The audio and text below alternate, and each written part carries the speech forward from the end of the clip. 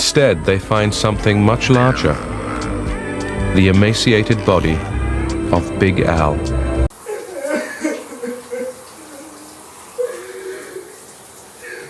You guys seem to like the first version, so here I am with the part 2. I think I promised that if the video got 3,000 likes, I'd do the part 2, and even though it's not there yet, it's pretty close, so I just decided to go ahead and do it.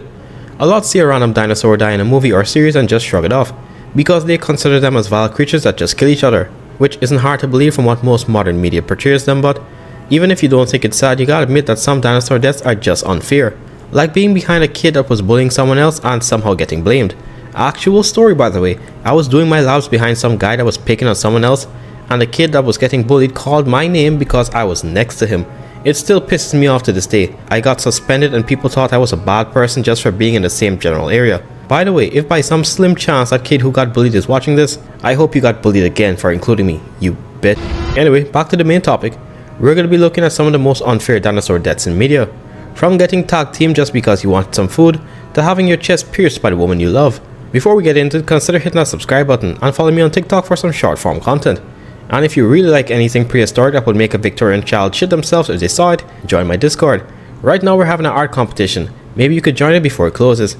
And even if you're not into art, you could always just talk about dinosaurs with me and your fellow members. I know a lot of you have been missing the analog horror videos and a large amount have been asking for Godzilla analog horror specifically. Don't worry, I'll pump out one soon. But this week might just be rebirth videos when the movie drops Wednesday. Anyway, that's enough yapping. Let's get on with the video. Imagine being abused underground for all your life and you break out and experience the outside world. Then in less than a day you get killed in the most unlikely and random way possible. That was basically the Indoraptor, Wu's third attempt on a hybrid but made for war. Well, not the Indoraptor we see specifically because he was just a prototype for the real things. As a matter of fact, he was going to be killed off or left to die once they were ready to mass produce the real thing. He's gone through a bunch of things to get where he was, including electric prodding and other punishments when he couldn't follow commands. Do you know the type of abuse something has to be put through that they completely abandon their survival instincts just to complete a task? I don't know what exactly they did to the hybrid to make him religiously follow that laser, but it had to be ugly. Even when he's brought up on stage, he's prodded with electrical sticks just to get a reaction. But hey, even if you don't think this was sad, you gotta admit his death was somewhat bullshit. What were the odds of that Triceratops skull being there? Yes, I know it was somewhat foreshadowed earlier in the movie, but come on. You're trying to tell me that at that exact moment when the movie was coming to a close, the Indoraptor ended up directly under the horns? It's low-key like the Indominus Rex's death, but hers was somewhat more possible. But it seems that with every new installation, the reasonings behind the deaths get worse and worse. For the Indoraptor, they had to somehow kill him because nothing else could, so they had to make him die via Triceratops skull. And with the minion Rexy couldn't beat the Giga, so they had to create the most random duo ever to kill it. The Indoraptor was doing fine for the most part, to be honest. He tricked the guard and escaped, survived multiple bullet rounds and defeated Blue for the first time. But then in the last minute, at perfect timing, Blue comes in again and jumps on him, causing them both to burst through the ceiling onto the horns, killing the guy. Hell, I would have been fine if he just splattered on the concrete floor instead. At least the death would have been more plausible.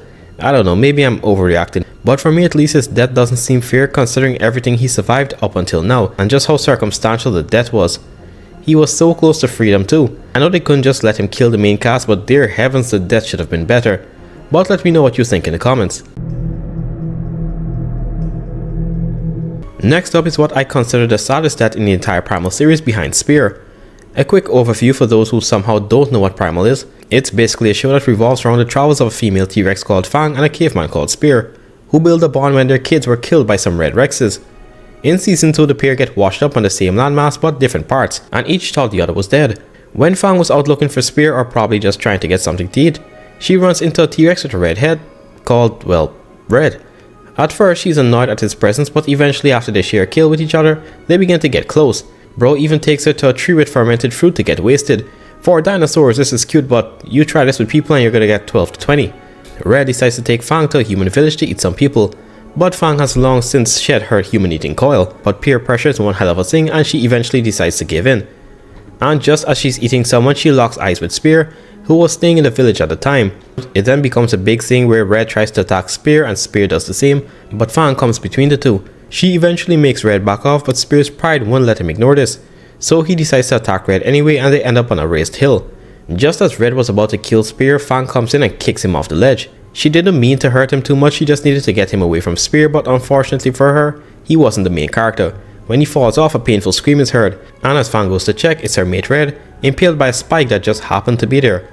Out of all places, once again something deadly just happened to be where the supposed bad guy is when they're fighting. Spear goes down and tries her best to save her mate, but it's too late. They have one final interaction and Red succumbs to his injury. I really don't think he needed to die for this. If Spear had just not attacked him, and if those spikes that were the only one in that one place, and nowhere else somehow, weren't there, it could have been a good trio, to be honest. This part to me at least is sad because that was the first time in a long time Fang got to bond with another member of her own species, and he was also the father of her developing children. I love Spear, but this is the one time I think he behaved like a genuine fool. All he had to do was not do anything, and this wouldn't have happened. But regardless, Red was not the main character and thus was killed off like the other characters the writers let us get close to. Luna is another example, but I guess her death was somehow okay because she got to see her daughter in the afterlife. Just goes to show, if you're a random character who suddenly gets too much screen time, chances are that you're gonna die soon. This one is an honorable mention. The reason why it's here is due to the fact that the dinosaur that involuntarily killed it did not die as well. In Disney's Dinosaur, there are two carnivores shown throughout the film that track a massive mixed herd of migrating dinosaurs. The first one, which I'm assuming is the female of the pair, died when Bruton pushed them into a stone pillar, causing the cave ceiling to collapse. 20 plus tons of debris falling on anything should kill it, but one survived and was limping. Though it soon got over that and was back to its old cracked out self. It tried to do a mock charge to disperse the mega herd when it sees them again, so they could scatter and expose the weak ones, but Aldar basically stands his ground, letting everyone know that with the power of friendship, nothing is impossible. And not wanting to face hundreds of bone and horn, it wisely backs down. But it does go for Kron and shoots up the cliff to get him. But just as he was about to finish off the bully Guandon, Kron's sister and Aldar come in to save the day. Each immediately gets bodied, but Aldar tried to push the Carnotaurus off a cliff while it was distracted, and barely misses his shot. But luckily for him, the ground beneath them started to shake, which causes the Carno to fall. But just before he did, Aldar was grabbed, but he managed to pull himself up and the Carnotaurus instead fell to its death. If Aldar wasn't the main character, a situation like March of the Dinosaurs would have happened. This was a documentary that focused on the migration of a baby Edmontosaurus called Scar. When an Albertosaurus attacked Scar's older companion and they were on a cliff, both the older Edmontosaurus and the Albertosaurus that attacked fell off the cliff and died. And the Disney's Carnotaurus definitely has a stronger bite force than a scientifically accurate Albertosaurus. So without plot armor, Aldar would have went down there with him.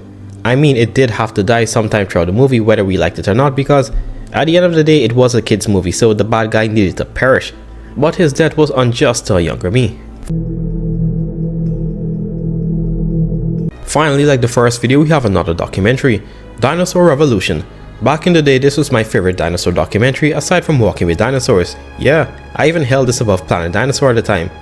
They had a bunch of cool episodes, giving each dinosaur character and even human-like behavior in some cases, like smiles and eyes squinting to show them when they're angry. Was it kinda inaccurate? Sure, but hey, we were kids and didn't care. I still don't care to this day. But the most famous episode was The Watering Hole, which introduced us to one of the most famous dinosaur characters, Broken Jaw. Along with Big Al, they were the most popular dinosaur characters that ever came from a documentary. And as fate would have it, they were both Allosaurus. Broken Jaw was so goated that he had his own theme song, which brings anyone who hears it nostalgia. Broken Jaw was an Allosaurus that got his lower jaw dislocated when a Dinosaurus whipped him with his tail when he was younger, which forced his mom to abandon him because she thought he wouldn't survive. Somehow he does and lives throughout the entire episode. But one character didn't survive, and that was the Torvosaurus, which to this day is the most badass looking rendition of a theropod I have ever seen. It's not like the monsters resurrected Spinosaurus that was over the top, but also not basic. It had a body structure that could have been what the animal actually looked like. This Torvosaurus had recently moved into Broken Jaw's territory, making him the new apex of the area. Despite this, he wasn't aggressive to the Allosaurus at first, instead choosing to ignore him. Broken Jaw was mere feet away from him and even did a dance in front of the Torvosaurus, but it didn't care. Only until Broken Jaw literally made physical contact with the Torvo did he finally decide to put the Allosaurus in its place. After dealing with the former ruler of the territory, he decides to hunt a baby Dinosaurus, which happened to be the offspring of the one that broke the Allosaurus' jaw as a chick. The Torvosaurus attacked the juvenile sauropod, but the parent intervenes and was put on the floor with little difficulty.